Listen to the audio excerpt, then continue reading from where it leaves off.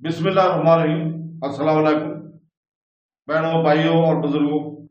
हम आज इस इस्लामी मालूमाती वीडियो में खिलाफत अब्बासी के 25वें खलीफा अल-कादर बिल्ला की जिंदगी और मेरास बयान कर रहे हैं। इसके दौरे हुकूमत में अहम शराकतों इस तारीखी सियाक़ सबाक को दरियाफ्त करते हैं जिसने इसकी क़यादत को तश्कील दिया। हम ये बयान कर रहे हैं कि किस तरह अल-कादर बिल्ला ने इस्लामी तारीख के एक अहम दौर में हुक्मरानी की पेचीदगियों को आगे बढ़ाया।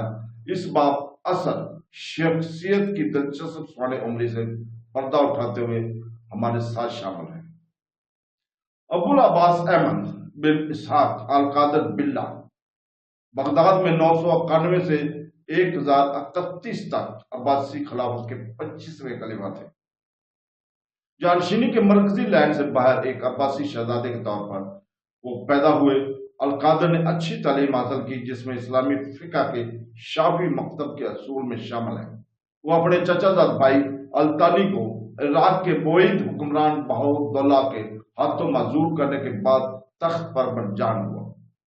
अगरचे अभी भी भाई बोईद की सरपरस्ती में था और बगदाद में भी महदूद हकीकी ताकत के साथ अल-कादर वक्त के साथ साथ अपने दफ्तर के इख्तियारात में बतदरीज इजाफा करने में कामयाब हो गया।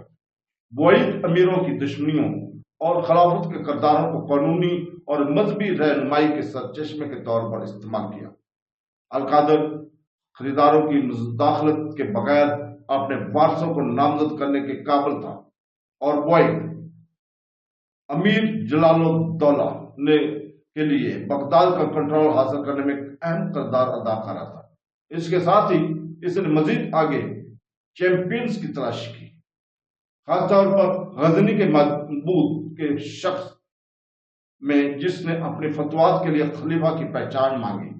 बदले में फंड्स फराहम किए।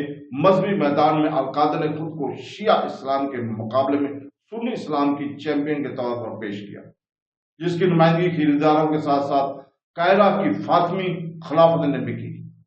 इसने 1011 के बाद बगदाद मैनिफेस्टो में फातमियों की मजम्मत की और अलानात जारी किए कि पहली बार नाम नहाद कादरी अकीदा में सुन्नी अकीदा को बाज़ाब्ता बनाया गया और अकलियत पसंद मुतज़ल्ला के खिलाफ रवायत परस्त हम्बली मकतब का साथ दिया।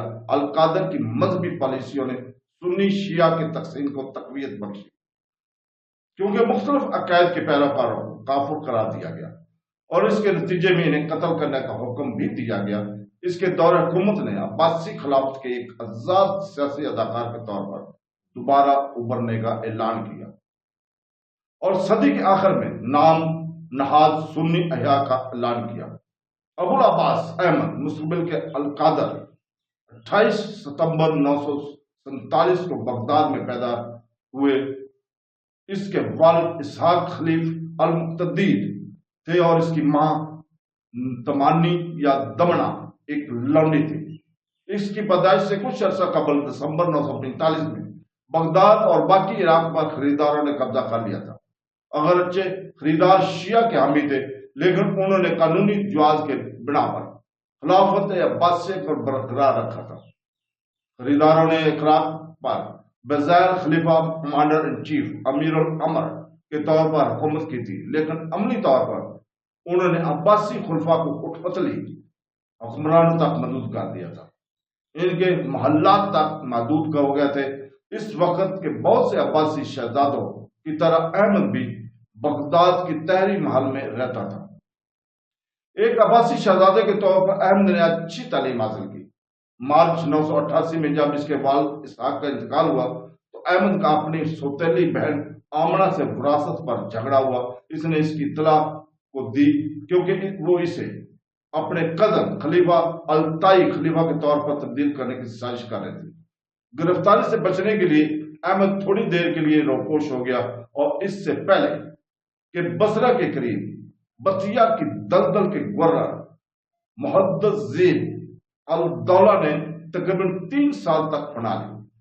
वहां से अहमद ने अल-ताई के खिलाफ साजिश की, खरीदारों के साथ अपनी वफादारी का सहारा लिया, जबकि अल-ताई को एक तुर्क जनरल सब्तगीन ने नस्ब किया था। तो दोस्तों, کل ہم انشاءاللہ تعالی بیان کریں گے کہ القادر باللہ عباسی خلافت کے 25ویں خلیفہ کیسے بنے. اور اب مہربانی آپ کی، برائے کرم ہمیں کل تک کی اجازت چاہیے. اللہ حافظ.